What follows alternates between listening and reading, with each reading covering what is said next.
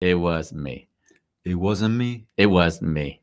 It wasn't me. you know, I'm guilty. I did you it. know what? Did I tell you that? I know I've told you everything. So there's no story I haven't told you. But when I went into work and there were people very unhappy, the first thing I would say to everyone is like, I don't know what happened, but I know I'm guilty. That's all I said. I don't know what happened, but I know I'm guilty. No, you never told me the story, Andy. Yeah. No, you're going to say, is it the third time? So today, Andy, we have Erica Lynn Speaks. And we have her. We're going to discuss an incredibly fun and fascinating item, which is when do we stop blaming our parents for our problems, and how does that shift fundamentally how we live? And what are we going to do that on, Bambos? A wonderful kills, Mr. Shalev. And we like it that way, Bambos. Charles Demetriou.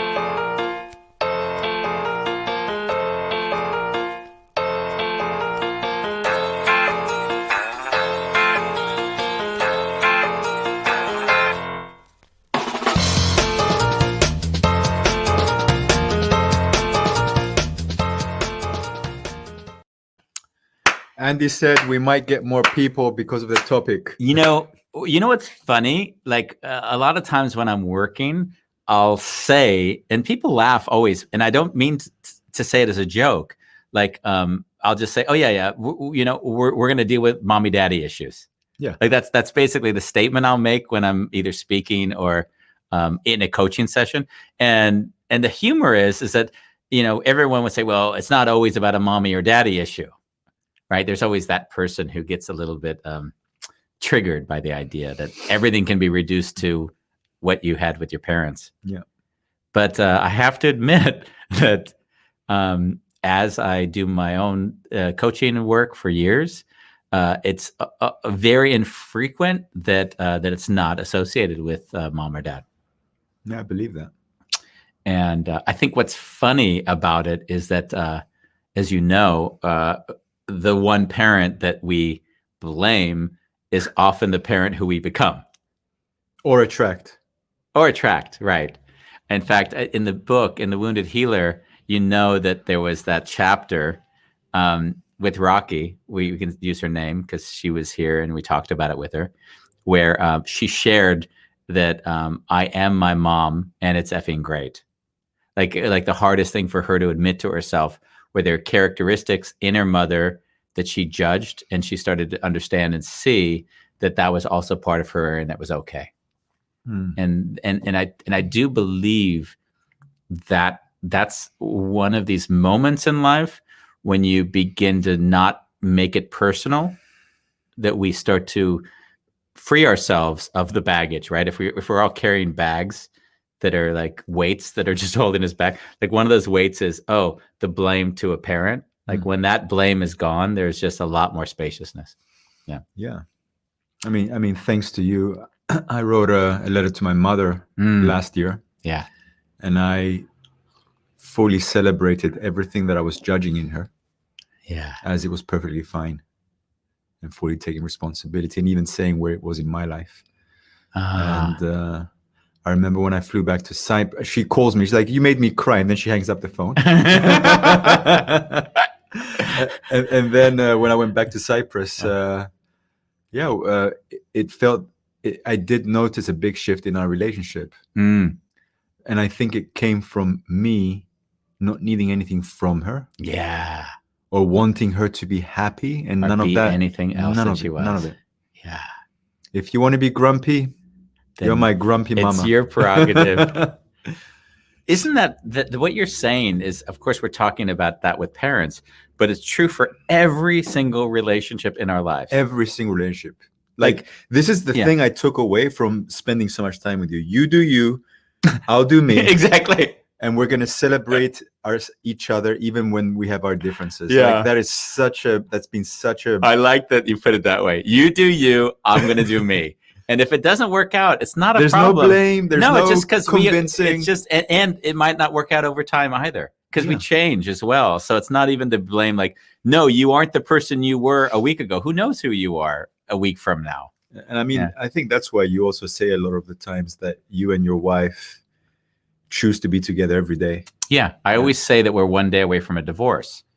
And it's funny because you might think that's outrageous to say, but No, it's beautiful to say. But I believe it's really, like you say, I think it's beautiful because what it says is I'm going to dedicate to every single day. If there's something that isn't working for me or somewhere where I might even get the slightest bit of resentment, I'm going to discuss it so that it never builds up into anything more.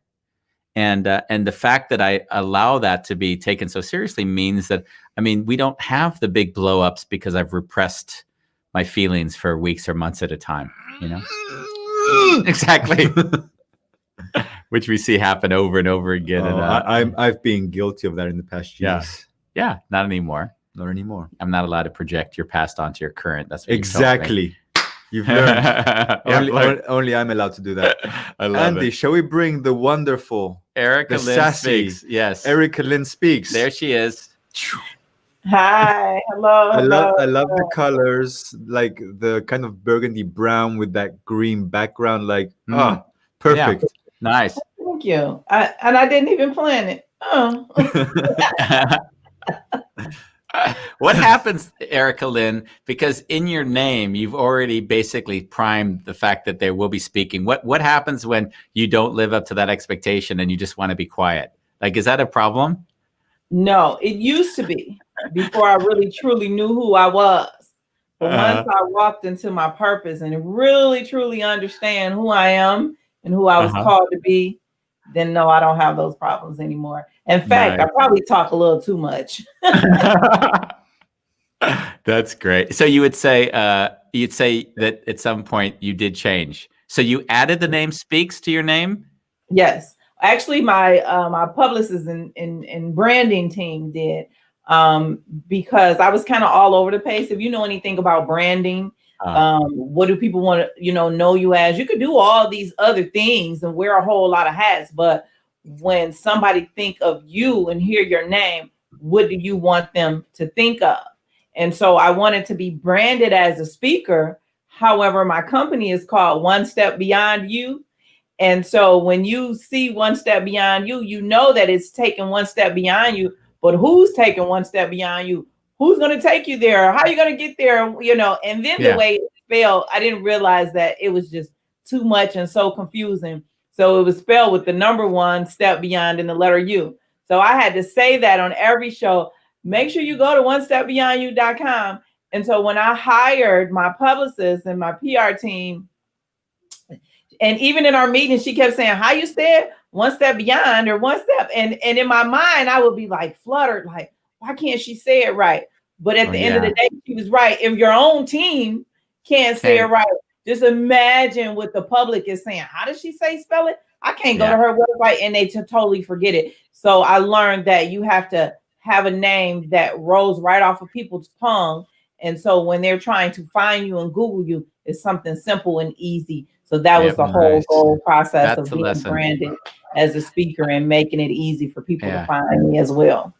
I worked with a guy who every other month came up with another name for our business.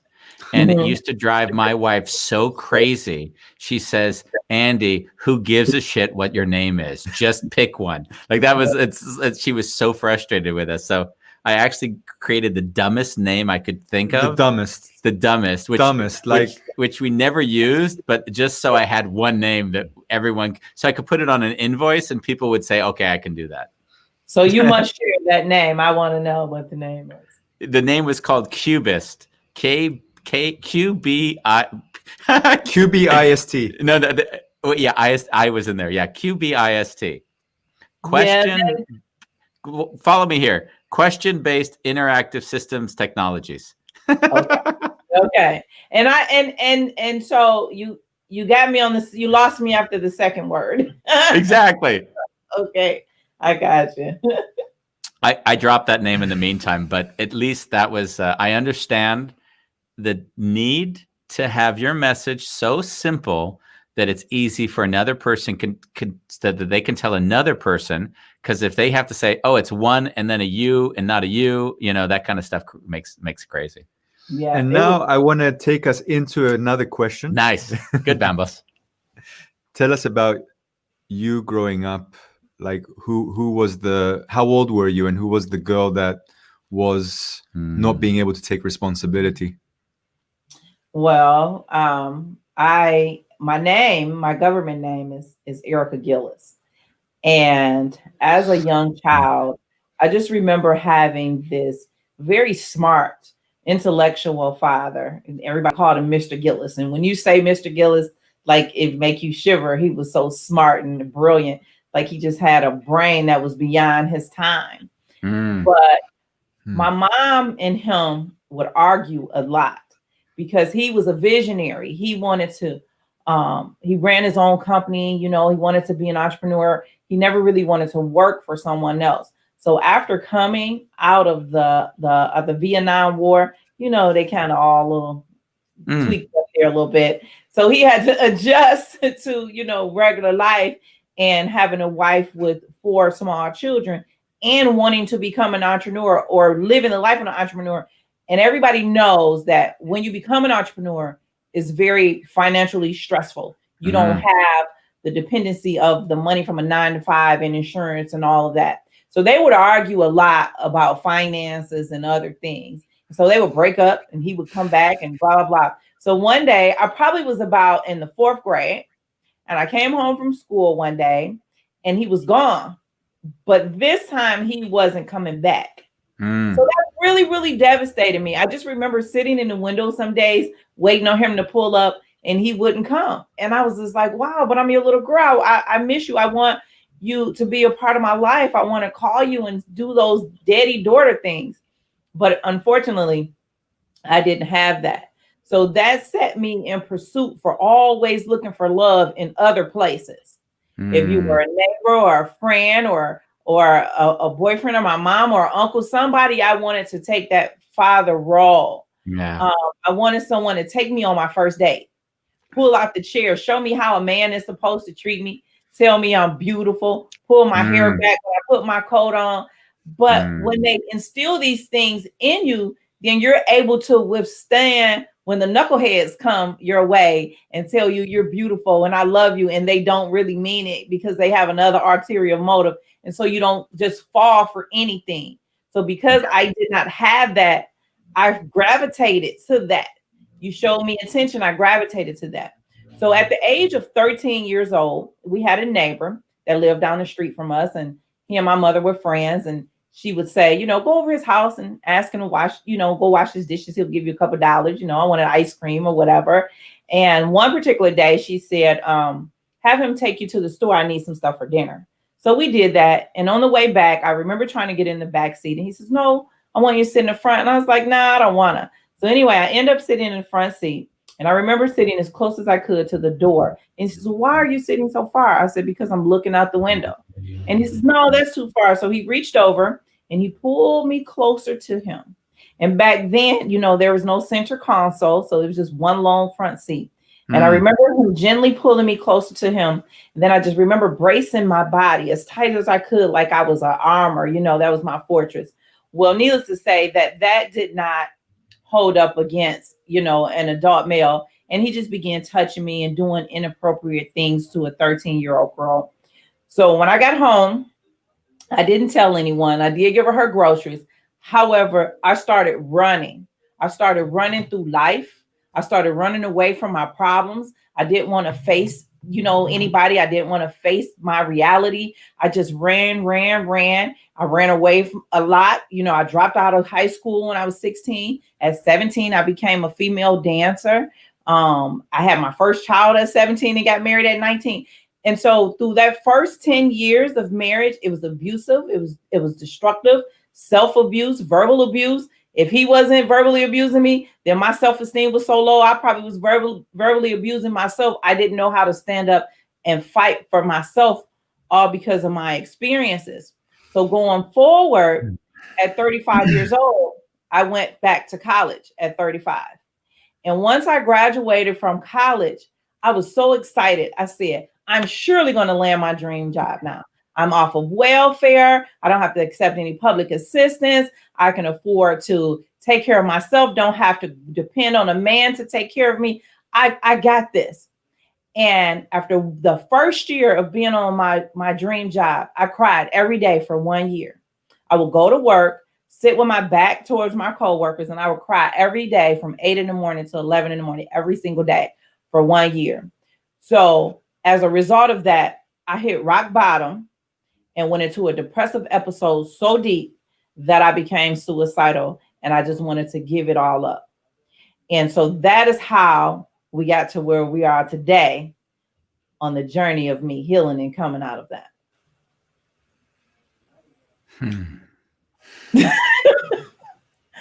That left you speechless. Well, I mean, on the show, one thing we don't do is we don't pretend that what someone said hasn't impacted us. And like, it's hard for me not to cry right now. Okay. So it's not like we wait to, let me ask you another random question. Yes. What you said was packed with so much pain that wasn't necessarily expressed in the words, that I'm not processing that in myself as we talk. Okay. Yeah. All right. I understand. So so as a result of the rock bottom, I had to heal. And I realized that my rock bottom happened so much later in life because my foundation was broken and it was cracked. And all I did the same thing that a lot of people do. You just add everyday life onto a broken foundation. Mm-hmm. So that's jobs, kids, husbands, wives, promotions, owning companies, just everything that you do, school, you add all of that on to a foundation that you've never fixed in the first place. And when you do that, that causes you to hit rock bottom at some point in your life. And fortunately for me, when I hit rock bottom, that there was intervention that started to take place. So first of all, my father had contacted, my father had a heart attack. And my stepmom had contacted me. And she said, your dad is in the hospital. So we all rushed to the hospital. And at that time, I was married 2 times for my second marriage. And that one didn't even last a year. But that's another story. So anyway, I had put my second husband out 2 days prior. And when this happened to my father, I called him. I asked him, can he meet me at the hospital so that we could, show a united front? I don't know what I'm walking into. And he did so. And we had we laughed and just loved on my dad. So we left. He went home. I went home. So I waited a couple of days before I went back to the hospital. And I'm sitting in the hospital room with my dad. And I said, Dad, are you okay? He's like, yeah, Erica, he the way he talks, and he always used these big words that I didn't even know the definition to, by the way. But anyway, I said, Dad, if I tell you something, are you going to die on me? Or like, can you handle things? And he was like, sure. And I said, Dad, I want a divorce. And he was like, why do you want a divorce? You guys were just here the other day. Seem happy. I said, Dad, I put him out a couple of days ago and I don't like that fool. I don't like the way he treat me. I don't like, I just don't like him. I don't like the mental and verbal abuse in the relationship. And he said, so why are you taking it? I said, because I didn't want to let you down. I didn't want to let you down, let you know that your little girl has failed again at another relationship, that I'm entering the same cycle over and over again. And I didn't know how to get out of it. And he said, so what are you saying? I said, well, I have the divorce papers here in my purse and I just don't have enough courage to sign them. So what my father did for me was he began talking to me. He began pouring into me that day. He began loving in me, teaching me all the things that I wanted to learn from him all along. He began building up my self-confidence, let me know that I don't have to accept, abuse from men. And just really at that point, he began just building me up. And when I left the hospital that day, I signed those divorce papers and I popped them in the mail. And that was the end of that relationship, but was the start of my father and I, on our journey of loving each other. Then I went to Bible study. I went to a church that I didn't even belong to. Someone had said, well, go to this church. And I remember I went on a Sunday service and I was like, wow, it was really profound. So I went back for their Bible study. And after Bible study, Pastor Leon McDonald III from the Winter Circle Church, he had come up to me and he introduced himself. And no pastor really has ever talk to me, because I always went to like those mega churches where you got to stand in line to go shake their hand, so nobody really make a beeline to you to find out who you are, to find out if you really are broken and have pain. And so when he talked to me, I said, "Can I tell you something about me?" And he said, "Sure." I said, "I've been crying every day for 1 year." And he says, "Why?" I says, "I don't know, but it's really pulling me apart." So he prayed with me, gave me his personal cell phone number, and started sharing stories with me, and scriptures with me. And from that point on, he and I built a relationship. And he was the first man that loved on me from the eyes of God, that didn't see me in a sexual manner, but just really wanted to uplift me and really truly help me heal on the inside. And that totally really began to change my impact and my outlook on men. I started beginning to see that all men are not bad. All men are not there for your ruin. And then there was one more man, because everything in your life happens in threes. Then I had a friend. He just flew. He called. He said, "I'm in town." I hadn't talked to him in a long time.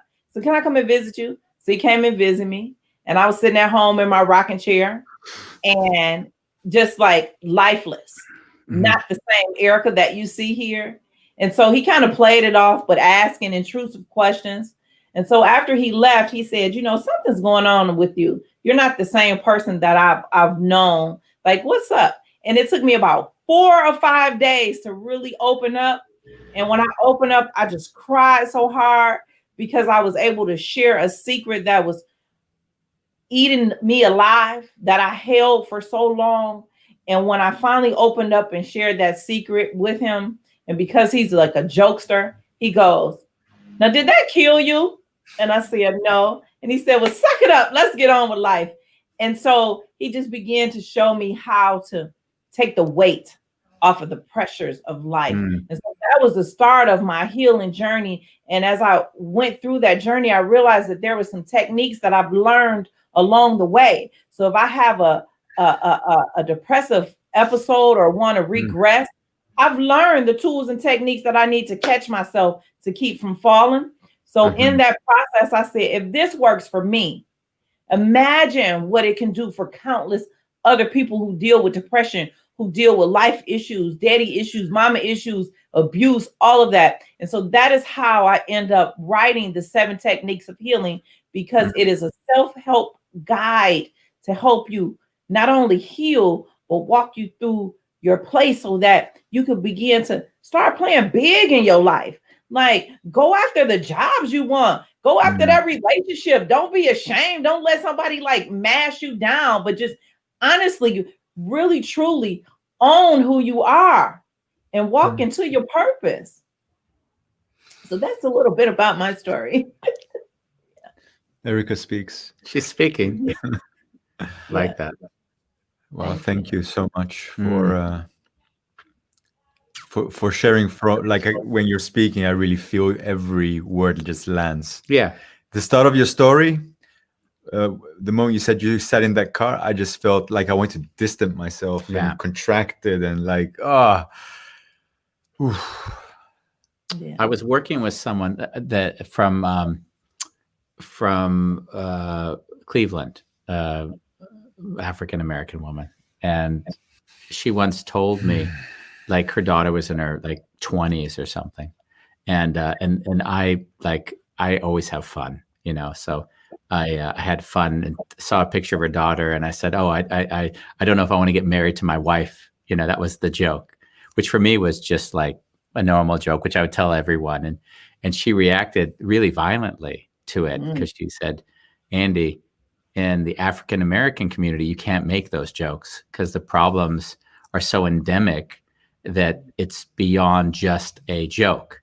It's and when you told me, when you shared your story, it took me back to talking to her, because I wasn't aware that sexual abuse was so prevalent as she explained to me, in the African American community. And I assume is that something that is true? Obviously you've had your own experiences, but is that something that you, as you encounter other people and discuss with them, is that something that you hear a lot about? Absolutely.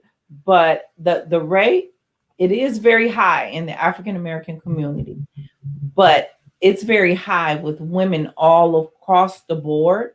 It's just not talked about as much with the other races. But now everybody is really beginning to open up and share. So that is why I share my story, because I want other people to take the weight off that it has been holding on to them, like how it's been that emotional bondage that they've been in, how they've been weighed down from that secret. And when you tell somebody, you feel like, I'm going to be, I'm going to be ashamed. I'm going to be shunned. Nobody is going to talk to me. Nobody is going to respect me. And that's not the truth. Really, you gain so much courage. Yeah. And you release so much pain that was inside of you by actually sharing your story. And so I too felt that way.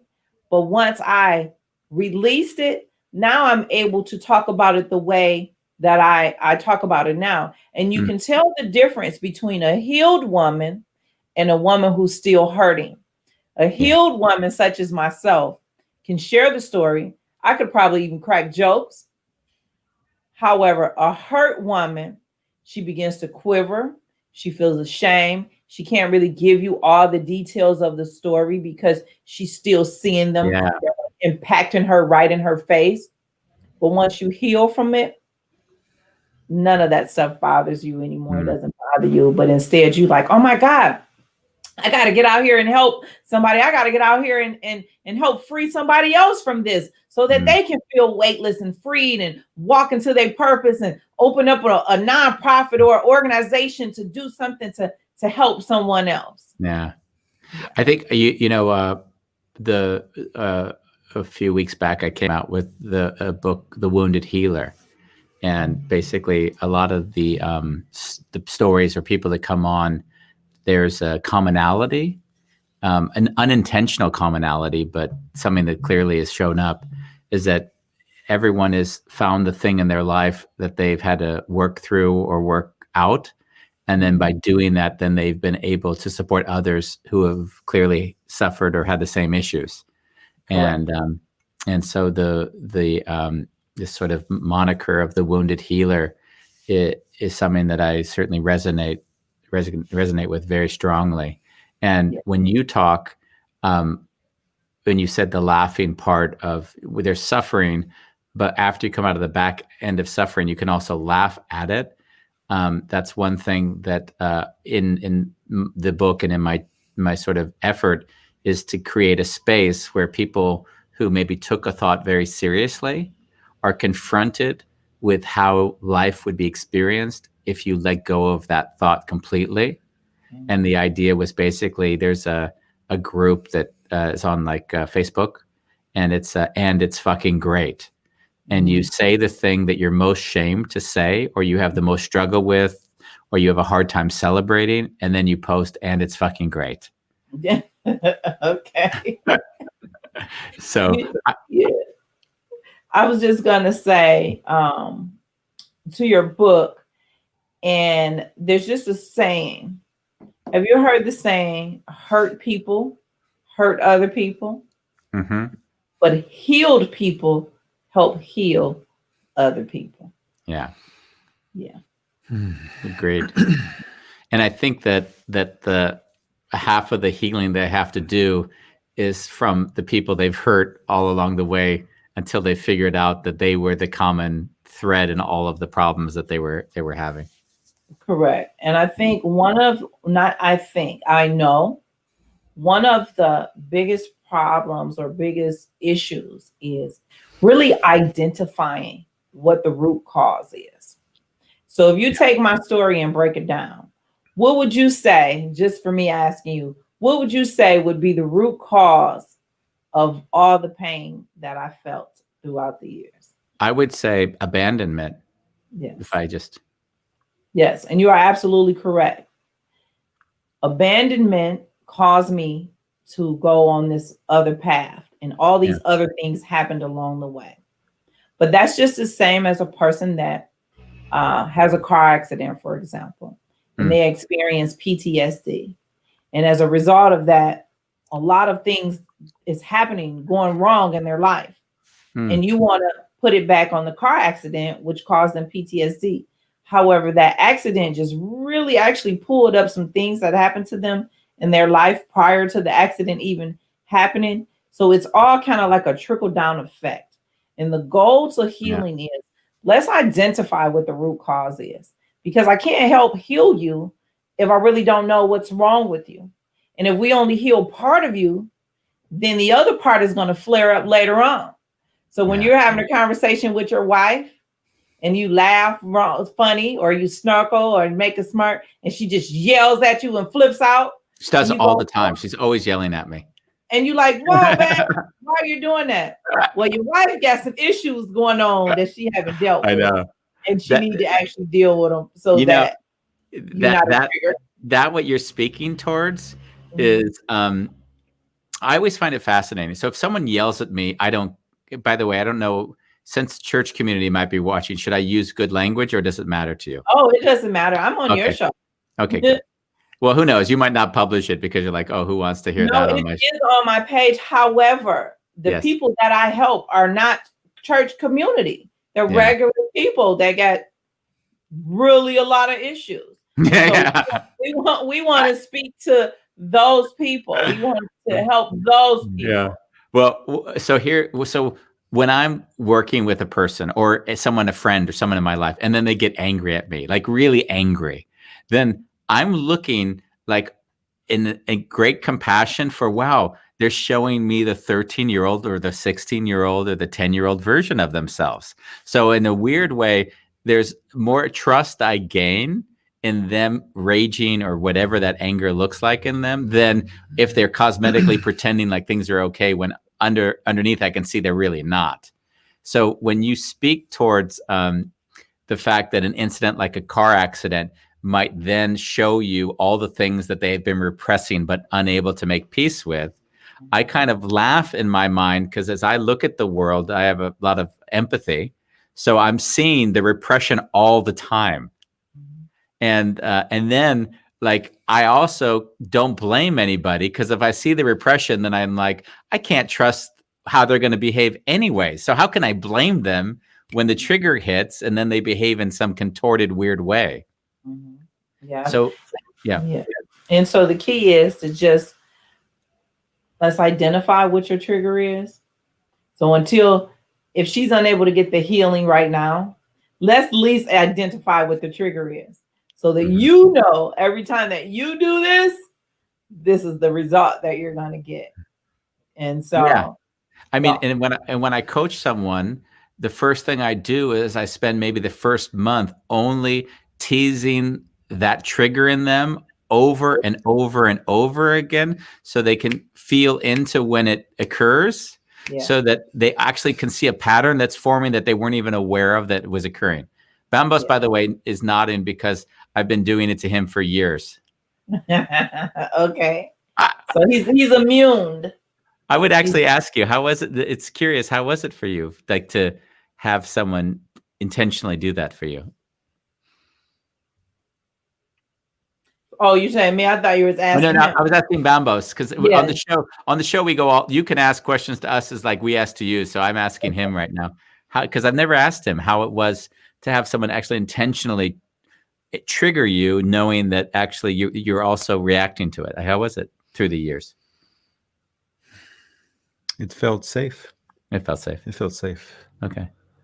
But by the same token, you must have seen me in some ways fucking with you, because I am in some level. Yeah, but our relationship, the context that we had was so clear. Okay. That, and I respected you, and I trusted you. So if it was anyone else, I'd probably have their head off. Yeah. Yeah. Bambos is always in the past. I'm speaking to the past. Bambos now the present. He would be very angry and verbally able to react quickly. So part of our journey together has been making peace with actually dad in this case, because both of our fathers were very abusive. Bambos's dad was more physically abusive, as far as I would say, than my dad. I don't remember actually being hit, but I was always yelled at from a very young age. So So the pattern that both of us, I speak for me, but we've discussed on the show in the past, has been, how do you make peace with a part of you that's also like the father who you've judged for so many years? Yeah. And so how did you make peace, or do you want to share? Of course. Yeah. How'd you make peace? I can then. How did I make? Oh, you No. I was asking to Bambo. Sorry. I'll point like this. Looking at me. I'm sorry. No, I love it. It's, how did you make peace, Bambos? Yeah. Well, we Andy hosted a 15-month course, and in that course, that was the hardest time of my life. It was 5 modules, 5 weekends we stayed together, and in those 5 weekends, I shut down emotionally, like completely. Actually, every weekend I came here, and on one of the workshops, he poked the bear so hard, like he got scared, and this unleashing of everything that I've ever suppressed came out, and the space could hold it. And we were doing core energetics, which was also a way to release this old pain, shame, everything, just everything. And after this workshop, like I can't pinpoint the specifics, because it was the whole journey of our time together. I started to see anger as oh wow, I'm feeling anger right now, and I could take a deep breath in, take a step back, and I'd see that I'm suffering. In fact, the anger was a reaction to the suffering. So from that point forward, it will be more like I breathe, I get in touch with the pain, and I allow myself to cry or whatever it needs to move through me. So anger has kind of become a friend in a way of indicating that I am suffering in a moment. It talks to me. And when other people are angry, I no longer take it personally anymore, because like, oh, they're suffering, so why would I add to that? Yeah. And they just don't know how to express it in a different way besides showing a sign of anger. Yeah. I mean, I did that most of my life, so I can completely empathize with that behavior. Yeah. Because I talk about the mean girl. So when some people see the mean girl, they go, whoa, she's such a bitch. But have you ever thought about why she acts that way, or what has happened to her to cause her to act that way? So instead of, if she responds, in a mean way, how about you respond to her differently?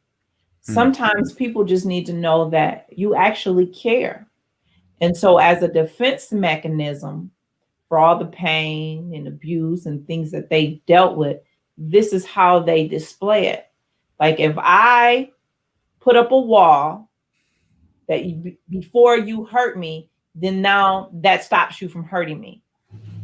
And so that's a way that anger is. So I've had that same issue with one of my children. Maybe he didn't know the answer, or he didn't want me to hurt his feelings, or he wanted me to back up off of him. So he would get real angry and riled up. And so my job was supposed to be, from his aspect, to bow down and walk away, right? Because he's angry. No, that's not how we're going to do things. I love you, and you're going to calm down, and we're going to talk about it. And so that was that. But I learned that was a pattern that he did. And I yell, he yell, I yell, he yell. So somebody blows up and it escalates to another level. But I said, well, wow, this is not working. It's not benefiting him, nor is it benefiting me. How can I do things differently? And I had to learn to come at him from a place of love, so that he don't have to elevate it, or he can let his defenses down. But that's the same as with you and other people. When you understand their problem or want to even take notice or learn them or show them things that they've never experienced, then the response to you will be a whole lot differently than what you normally get. Yeah.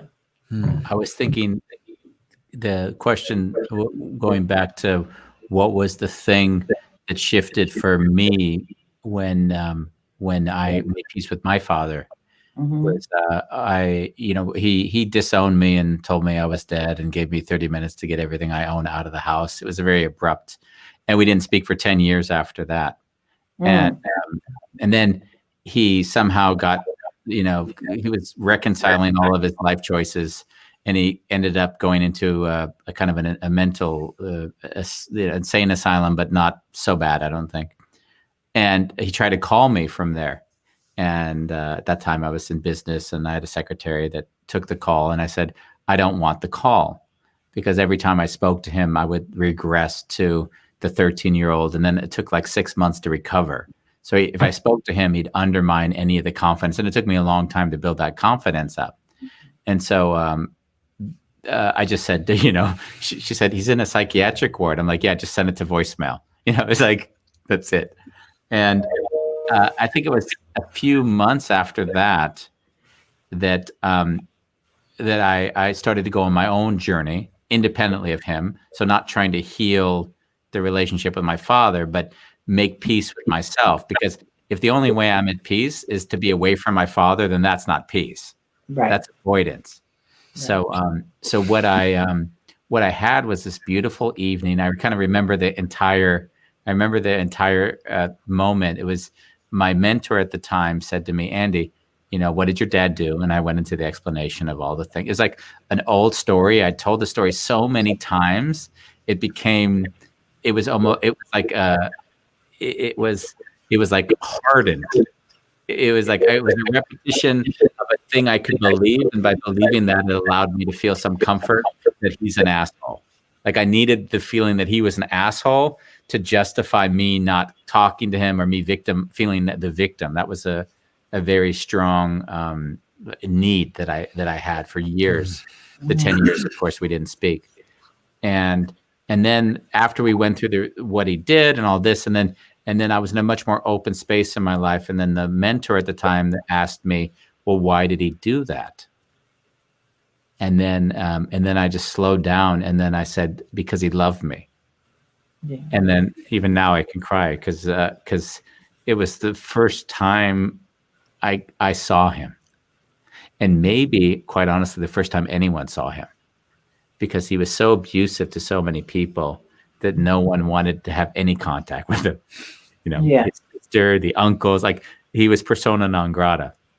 Yeah. So at that point, I called him and just apologized for not seeing him all those years. Yeah. And I think from him having been so abusive to so many people, he never received a call from somebody to apologize for not seeing him. It was so counter, and it was authentic. It wasn't constructed. It wasn't trying to get anywhere. It wasn't like, oh, I need him to hear this, so I'm complete. No, it's just now at least I want to give him that, because now I see there's something that I could take responsibility for. Yeah, that's exactly what I'm thinking while you're talking.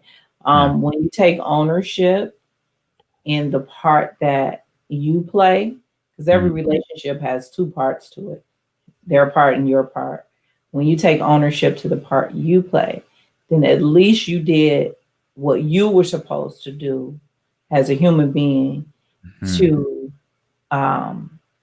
open up the doors to building a relationship. Even if the other party does not reciprocate, the fact that you took ownership and apologized and did what you needed to do, it really did free you. Yeah. Because you're saying, hey, I did what I could do. Now it's up to them. But if they don't want a relationship with me, that's fine, because I did what I needed to do on my part. Yeah. And so kudos to you. I think before that moment you're speaking towards, I always like use labels, even if they're limited, but there's a degree of codependency, because if I need you to react in a certain way so that I feel like I'm seen or heard, it's still a dependency. Correct. It's not really unconditional love. It's still, I love you, but I need you to love me back this way so I feel like it's okay, or whatever the feeling is. We have Candid Johnson. I want sorry. to quickly ask something. Yeah. Just hearing Andy share his story about how the conversation he had with his father. What was the conversation you had with your father to kind of take your responsibility and let him take his? Well, we had we were sitting at the table because the day from the hospital up to 3 years before he passed on Halloween of 2017. And so for those 3 years, I would go back and forth to his house or to the hospital because he had ended up in the hospital several times. And I think he passed like 8 times from then till then.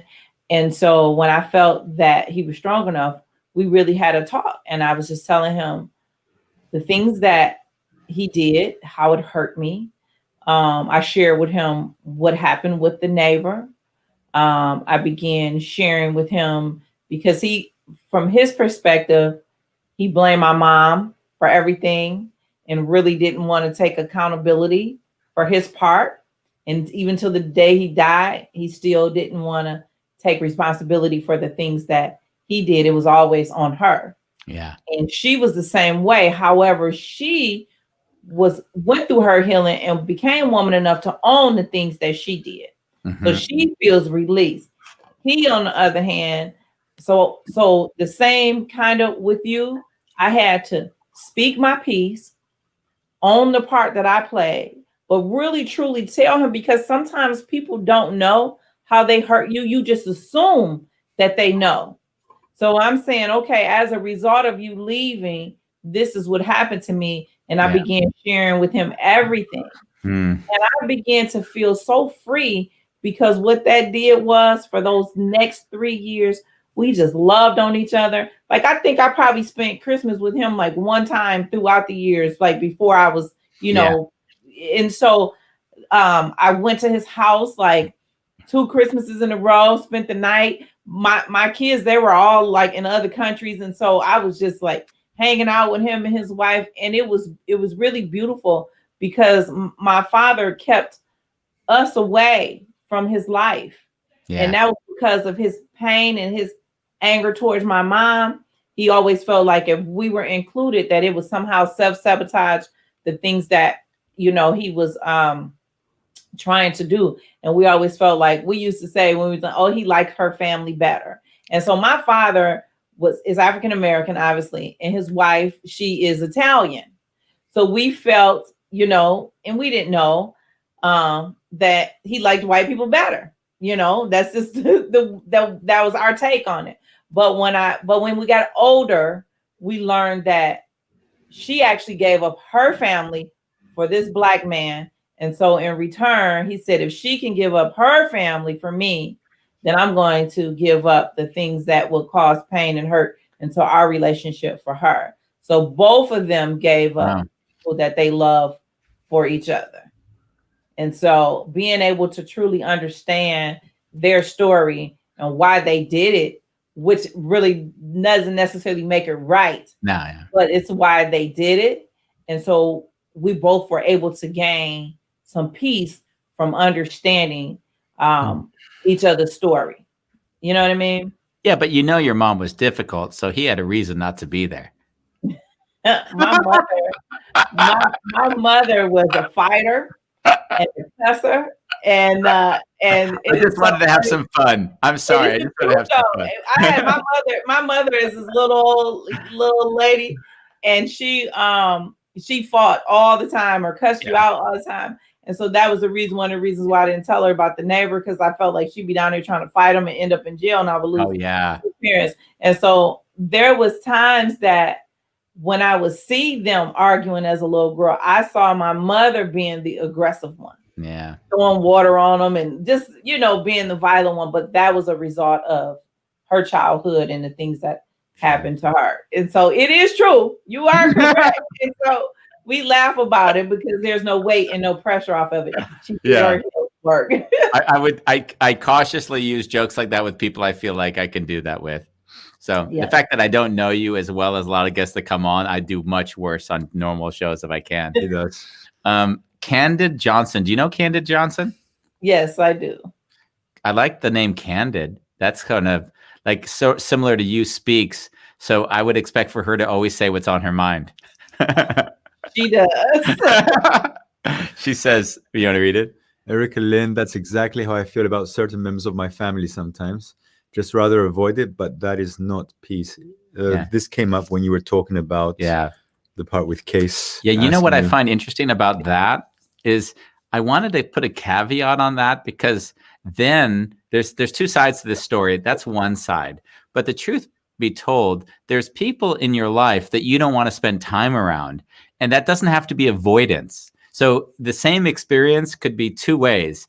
It's like, I love them, but I just don't need that in my life. Or I actually can't be around them and I hate them. And so it's almost, there's, in this first version, there's compassion for me. Like, oh, I also get to have the peace of mind to say, I don't need to meet that person, which doesn't mean they're a bad person. And I think that nuance is really important because some people do self-sacrificing well.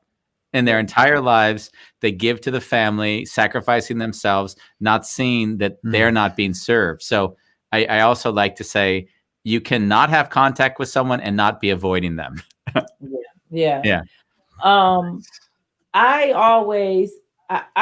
learned that you teach people how to treat you. Yes. So if you are in a family with a family that has toxic behaviors and you deal with it, then you're telling them that it's okay, right? Yeah. And when you show people through your actions, you don't have to get loud, you don't have to yell, you don't have to try to prove anything to them. But through your own day-to-day actions, you teach people how to treat you. I'll give you one example. Remember I told you my mother is a cusser. And I never really would stand up to her because we had our own issues.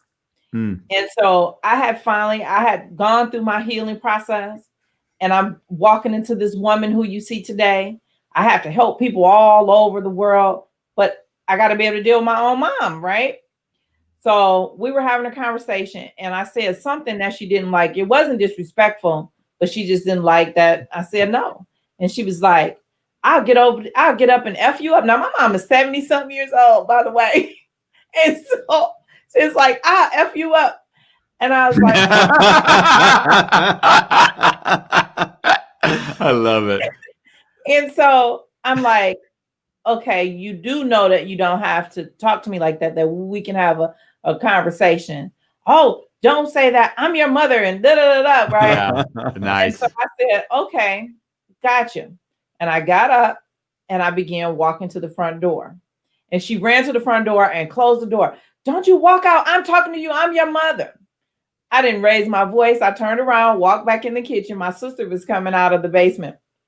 And I was like, hey, girl, how you doing? Da, da, da. That let her guard down and she walked away from the door. Then I politely walked out of the door, got in my brand new car, and I drove off. And she was like, well, why did you leave? I said, I no longer will accept, because I told her, you will not talk to me that way.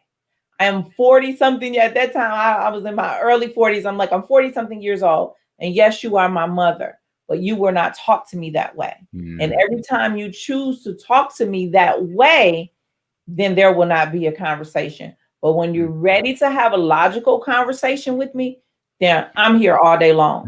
And so when you tell people how they are going to treat you and what you will and will not accept, and every time they step out of those boundaries that you set, then if you sit there, you're saying, it's okay for you to continue to give this toxic behavior to me. But if you set the boundary and they break the boundary, then there has to be consequences for the boundaries. And when we talk about consequences, consequences don't have to be me fighting you, busting you upside your head. Do you know when you walk away from somebody, that hurts them more than anything that you could have done to them?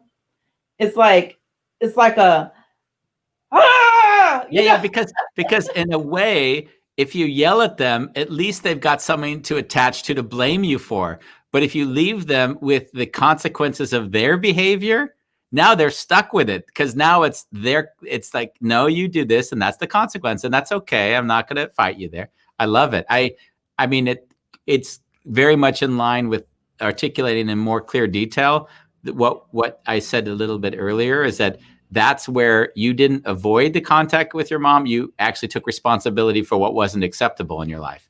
And that's one of these things that's a nuance in life that I see if someone hasn't been able to make peace, because in order to do that, you've had to make peace that you might not be in a relationship with your mom. You might not talk to her. She might, I don't know how it is, disown you or whatever she might do. Mm-hmm. So there has to be a freedom inside of a person to do the thing that you did, because you have to be okay with all the consequences. I did. And when I got as I just bought a brand new car. So I got in my car and I'm just driving like, ooh, ooh, ooh. And, I felt good, but I knew that she would eventually call. And when the person calls, that's when you reiterate again. Yeah. This is what happened. And this was the result of your actions. So now next time they're going to think twice. And I know this firsthand. And let me tell you, I dated a guy that was younger than me. And how much younger? Give us the juicy detail. 7 years. 7 years. And so because I was still mentally abused, right? Yeah. I was just like, you can't tell me what to do. You can't teach me nothing. And so I cursed on the phone, and he says, he told me early on, 3 strikes and you're out. And I was like, whatever. And he say 2nd strike, and then we go on.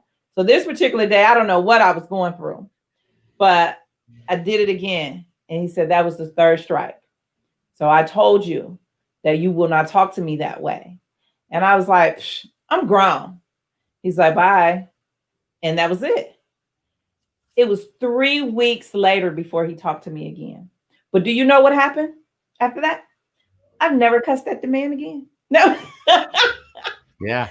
So you have to learn how to set boundaries. It's like you train the behavior. There's something that our friend Bolalang, who also mentioned something earlier, he's in South Africa. He's our third guest host, who's never here, but he participates in every show.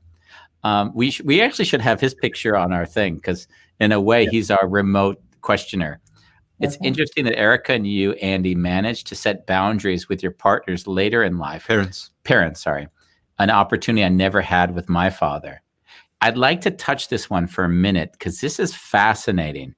And it's a paradox that I don't know if we can get into it. Bambos might already know where I'm going with this, but I don't like to think in terms of boundaries. And there's a reason why I don't, because in a weird way, boundaries is already pushing the person away. So it's already creating some of the tension that I don't need or want in my life. Mm-hmm. And what you described for me could be seen as a boundary, but I'd like to also propose another way of seeing it. It's the thing in my life that I want to aspire to have or to be. Mm-hmm. So when you say, you don't talk to me that way, that's the one side, which is the no, don't talk. But the other side is, and I want to be in relationships that are respectful, that are loving, and that are conscious of the other person's feelings.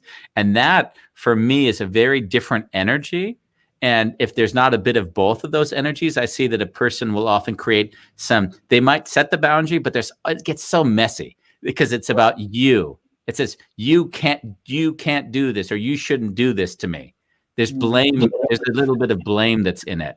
Yeah. But when you are giving your explanation of this is what you shouldn't do, or this is not what I am going to accept, but you also give a corrective action in there. Yeah. So our conversation would have been a lot differently if you talk to me in this way, or whatever works for you, but you have to give them a positive feedback. So you can't just throw a negative at them and then they be like, But if you give a positive, when you take that time out, now they thinking about that positive, like, dang, I miss her or I miss him, and I want to be a part of their life. So now you've really already given them the answer. This is what you need to do to be a part of my life. And so now they just conform it into their own way. not verbatim word for word, but when you guys are able to have another conversation, they're able to think about, yeah, you was right. I was wrong. I apologize. I shouldn't have did that. And then you got, okay, bet. Let's move on. You know what I mean? And so sometimes being able to acknowledge, as we said early on, the part that you play in something is a big part on building a relationship with you and someone else. Yeah.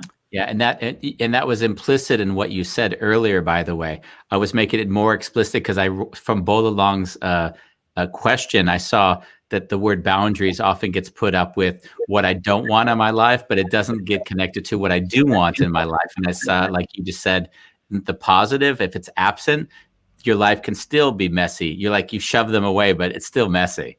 Yeah. We came up over our hour. I have a question for you. We had a fantastic guest on some weeks ago, I guess now. Who was that? Homeless to Harvard. Oh yeah. He was on Ivory Tower's TV show. And he told us, because he said that when he speaks to his Black friends, then he'll speak totally different than if he's speaking to us. So when you're speaking to us right now, are you speaking totally different than if you had your Black friends around? Yes. And so help us understand, how would it be different? What would one sentence be that you might say with us now that would be totally different if we were Black? Well, I have 3 tones. Okay. And we have my interview tone, which by the way, is this called code switching? I think that was a word he used. Yeah, pretty much. So then you have my direct team, like my team, that I speak Ebonic to them. Okay. And so, but that's only you have to be a part of my personal world for me to speak like that. Now, my Black friends that are not part of my personal world, I still speak to them the same way I speak to you, but there may be just like a difference of words in there, for example, like, hey, sister, you know what I mean? Just something similar, but as far as professionalism for me, whether you Black or white, I'm still going to be professional. Yeah, but do you feel like, so for me, I speak other languages, I speak Japanese and German and Dutch, poorly or not, it doesn't matter. But when I speak those other languages, I'm not fully connected to the essence of me. If I'm speaking, it's almost like it's not really I'm talking, but it's like me is underneath that, because in English I'll speak. Would it be true for you when you're speaking if it's not really, it's just of course it's a side of you. There's hundreds of sides, but would it be like the essence of you is like, Andy, shut the fuck up, like that? That's how I would talk half the time if I could.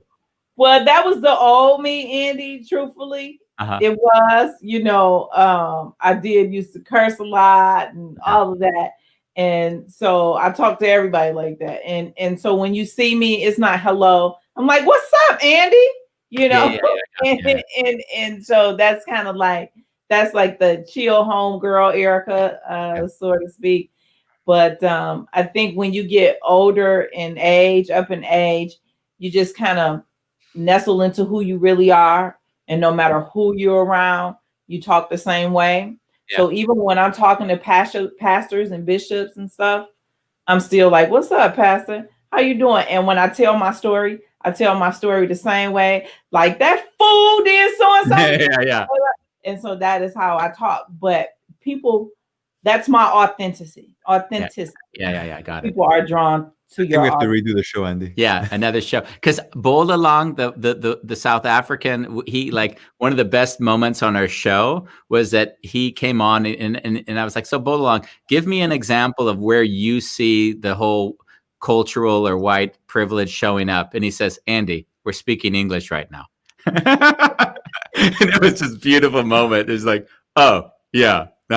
So in that way, and it's so funny for me because I laugh at the things on the show that I've learned because of the show. I wouldn't have had that thought if David didn't say to us, hey, Andy, do you realize I would be speaking totally differently if there were Black people here? And I'm like, really? Like it was almost like one of the funniest episodes that I think I've ever seen. You don't know Saturday Night Live? I do. Well, there was Eddie Murphy when he was doing it. He had one of the funniest episodes was when he put white face makeup on and pretended to go through life as a white person for the day. And then like he got on the bus and he's about to pay. And then the bus driver looked at him like, you don't have to pay. Like it was basically as if like the world was totally different if he put on this face paint. Was. Well, I get that a lot, and I'm not a white woman, but I think I get it a lot probably because my butt is big and they like my. Don't choke. I completely believe you. I believe it. So are we going to figure out how to have you on the show again? Of course we will. Yeah, we'll figure out. We have to figure out the topic. It was such a joy to have you here today. So yeah, it was really beautiful to have you. Thank you. I enjoyed being here. It was so relaxing. And normally I'm doing like 30-minute shows and you got to kind of get it all out. And so it was very refreshing to take my time and go through all of the content and the information so that hopefully it's really, truly blessing somebody. And so that someone can possibly see themselves in the story that we've all shared and start their path to their healing process. And so that when they come out on the other side, they can look like me or you or you. Can you give us a glimpse of your book? Exactly. I was going to ask, can you kind of put the book and then name it so that people who are listening on the podcast have a chance? Yeah. So the book is The 7 Techniques of Healing. Why is there a white woman on the cover? Yeah. Who is that white woman on the cover? That's me. No. I know. It doesn't look like her, does it? Yeah. No, that's me. See? Really? It doesn't look like you. Now I can see it. Yeah. Okay. Yeah. Got a little suntan to me somewhere. It looks like you photoshopped the color out. Yeah. No, actually, that's just really how light I am. But everybody can go to my website, ericalynnspeaks.com. And on the website, there's a link to where you can get the book from. Also, I am releasing my online group coaching program called the One Step Beyond You Signature Program. So this program is designed for people like yourself and me and many others who really want to play big in their life, but they have issues that is causing them from being stuck. So they want to move from stuck to unstuck. They're tired of being in the emotional bondage. They really, really want a relationship, but they just don't know how. And so it's countless other reasons, but the whole goal is to take you through the 7 techniques, take you through the other course components so that you can primarily heal from whatever the issues is, but then begin to move forward and take action in your life so that you can play big. And you're calling me like, hey, Erica, I'm the CEO. Hey, I started a new podcast. I'm not afraid to get in on TV in front of other people. Hey, Erica, I actually found my voice, or I found peace with myself. And so I'm able to just move forward in my life. And so we would love for people to come on and join the One Step Beyond You signature program. It's a monthly coaching program, and it's phenomenal. Like a lot of my clients, they're just like, they're in awe. Like you'll be surprised who some of the people I help. Yeah. Well, I can already see your energy is contagious. So I'm sure that the people that you are having contact with are getting massive benefits. Thank you for being with us. Yeah. Yeah. It's really great to be Thank with you for being you. Yeah. Oh, you're welcome. You're welcome. And I'll be glad to come back anytime.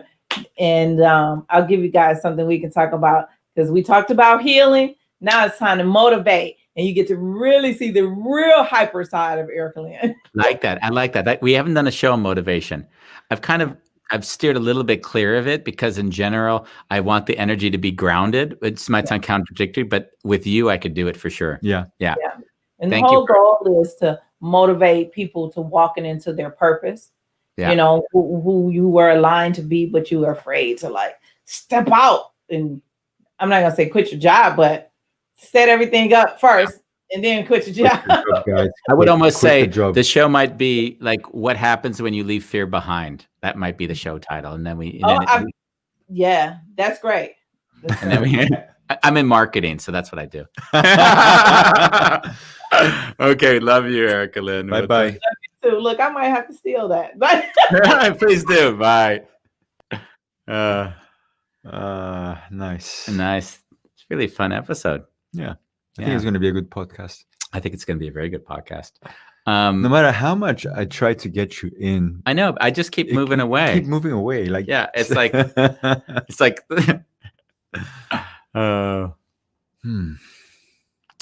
Where did the tissues go? I don't know. Were you going to cry today? I saw you getting emotional for sure. I did cry. I was crying inside for a while there. It was pretty intense. Yeah, I think that people don't necessarily like, Erica, I'm sure, has shared that story so many times that she also, it's not all that different than when I would share the story about my mom being killed by the drunk driver. I said it 100 times over so that I almost numb myself to the story.